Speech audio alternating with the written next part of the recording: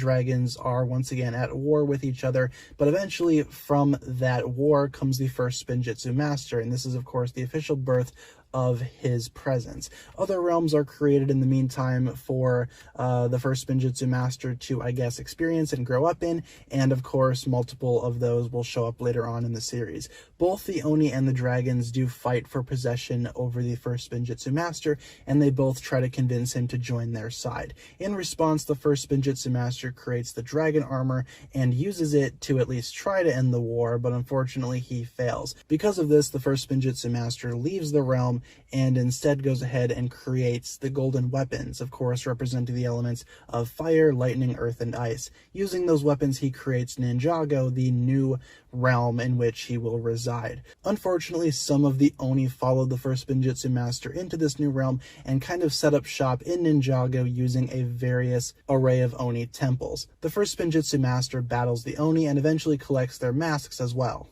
Unfortunately, that's not where the evil would end, and now this actually does jumpstart Ninjago into the Stone Wars era. The Overlord appears, which is of course the physical embodiment of darkness and the complete opposite of the first Spinjitzu Master. The Overlord decides to create the Stone Army and the Temple of Fortitude as a defense mechanism for the first Spinjitzu Master's golden power. In response, the first Spinjitzu Master creates the Golden Mech and uses it to battle his own side of the war. The first Spinjitzu Master is ultimately backed into a corner, and rather than losing the war altogether, he divides Ninjago into two distinct sections, the Dark Island and Ninjago. The Dark Island is created and the Overlord is banished there, but the final battle remains unfinished and will be unfinished for several years to follow. The first Spinjitzu Master creates a realm crystal at some point in between this timeline, a device that is capable of sending him through various realms at will. Other life begins to appear in Ninjago, including the Serpentine and the first few Elemental Masters, beings capable of harnessing elemental energy. The first Spinjitzu Master would begin to expand his own bloodline even more, and that starts with the birth of his two sons, Wu and Garmadon, both representing the elements of creation and destruction respectively. The Green Ninja Prophecy is also manifested, and it tells of a legendary green warrior that will eventually emerge in Ninjago and finish the final battle.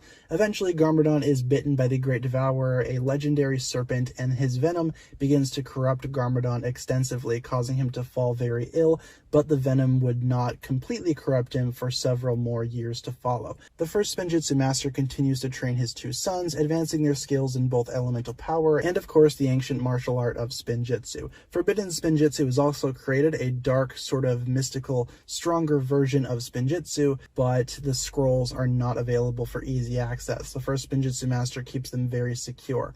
Wu meets Asphira, a Serpentine prisoner, and decides to befriend her and also teaches her Spinjitzu. Of course, Asphira is just using Wu this entire time. Asphira uses her newfound power to dethrone her kingdom's leaders, and she gains too much power, and Wu and Garmadon realize that she needs to be stopped. They both steal their father's scrolls of forbidden Spinjitzu and end up using them to defeat Asphira. Asphira swears revenge against Wu and Garmadon, and she is sealed away for many years to follow. Unfortunately, the first Spinjitzu Master would perish sometime after, but before he did, he sealed himself away in a tomb. He ended up engraving the location of his final resting place on his staff, and he eventually decided to give that to young Master Wu. At some point in the history, Wu and Garmadon decide to go their own separate ways for reasons unknown. Of course, other things begin to happen in Ninjago as well, with the continued growth of life surrounding the entire environment. Master Yang, who is of course an elderly sensei, manages to go ahead and create another martial art known as Air Jitsu. Unfortunately, Yang's attempt at immortality failed him, and him and his students were eventually ghosted. Elsewhere, Captain Soto began to search for the Dark Island, which of course was just an ancient myth at the time. He and his crew commanded the Destiny's Bounty, but they soon found themselves at war with the crew of the Misfortune's Keep, led by Nadakon the Evil Jinn. Nadakon was then captured by Captain Soto, and his crew was sent to various different realms, leaving the Destiny's Bounty crew victorious. Unfortunately, when Soto resumed his search for the Dark Island, the Destiny's Bounty wrecked at sea, and it actually ended up killing all of the pirates on board. Elsewhere in Ninjago, the village of Shintaro is established, but an ancient evil would soon grow there, the Skull of Hazadur. And in another part of the land, Dr. Julian creates the world's first ninjaroid and dubs him Zane. The Serpentine War is next in the timeline, and it is most likely one of the largest events that take place throughout all of Ninjago. Garmadon begins training under the, mischievous Master Chen with his longtime ally and rival, Klaus. In contrast, Master Wu decided to remain at his father's monastery and began to take in his own students, one of which is Moro, a descendant of an elemental master of wind. Wu began to train Moro in order to fulfill the Green Ninja prophecy, believing that Moro could be the chosen one, and he led Moro to believe this as well. Unfortunately, when the time came to test his worthiness, the golden weapons of Spinjitzu refused Moro. Moro then left Wu and promised to find the first Spinjitzu Master's tomb in order to prove himself worthy. The Golden Master prophecy is created elsewhere in Ninjago, and it began to involve rumors of an ancient being coming up and destroying all life in Ninjago, and it also told of the Great Devourer's inevitable return. This in turn caused a lot of paranoia between the humans and the Serpentine races, and they began to distrust each other, confused over what the intentions of the other side were. Master Chen saw this and decided to go ahead and use this to his advantage. He played both sides and ultimately jump-started the entire war. Garmadon saw what Chen was doing and left him in order to join up with his brother Wu once again, and together they combined an additional force full of elemental masters. Using this force, they decided to combat the Serpentine, led by the Anachondroid generals, and even some elemental masters were confused as to what was going on during the war and also betrayed their allies, all due to Chen's actions. Wu and Garmadon eventually discovered the existence of sacred flutes, an ancient tool that could control Serpentine. Using these to their advantage, they decided to go ahead and actually use them to banish the Serpentine into various tombs, with the Anachondroid generals going ahead and being exiled to the Cursed Realm because of their role in the war. Also banished were Klaus and Chen, but they were banished to an excluded island far off the coast of Ninjago for their additional mischievous actions during the war itself. And with that, the Serpentine War concluded, and the Elemental Masters rejoiced happily, knowing that they were victorious. Unfortunately, the happiness would soon end once a rebellion happened between the Elemental Alliance. Acronix and Crux, the Elemental Masters of Time, decided that their elemental power was stronger than all of the others and decided to rebel against them. Wu and Garmadon noticed that Acronix and Crux were very dangerous using their power of time and decided to have an invention created by Rei and Maya, the Elemental Masters of Fire and Water.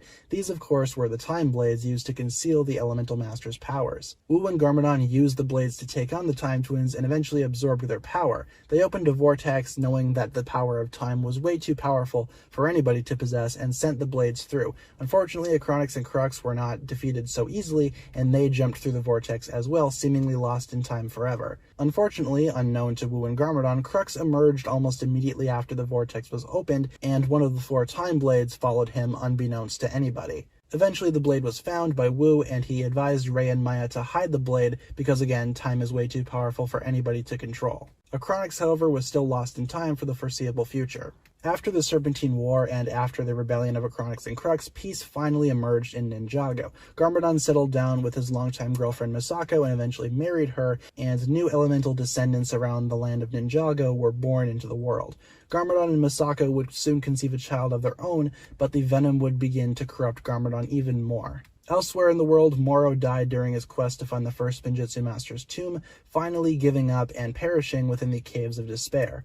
In another part of Ninjago, a video game programmer named Milton Dyer eventually went into hiding after several things went wrong with his game Prime Empire, and nobody really knew where he went. In the land of Shintaro, Lily, a previous master of Earth, defeated enemies in Shintaro using the Blades of Deliverance and eventually used them to destroy Griefbringer, an ancient dragon residing deep within the land. She decided to free the population of Shintaro and gave each one of her blades of deliverance to a tribe that lived there, one for the Geckos and one for the Months. King Vangelis grew to gain power over Shintaro, and once Lily was gone, he hired a team to search for the skull of Hazadur. Eventually, once it was finally found within the dungeons of Shintaro, he betrayed them, sending them to the lowest possible point in the island, and decided to go ahead and use the skull for himself. He then went ahead and enslaved the Geckos and the Months, and went ahead and stole the Blades of Deliverance for himself. Eventually, when the venom would fully corrupt Garmadon, a great battle between the brothers broke out. The venom soon began to fully corrupt Garmadon, and he made an attempt to steal the golden weapons for himself,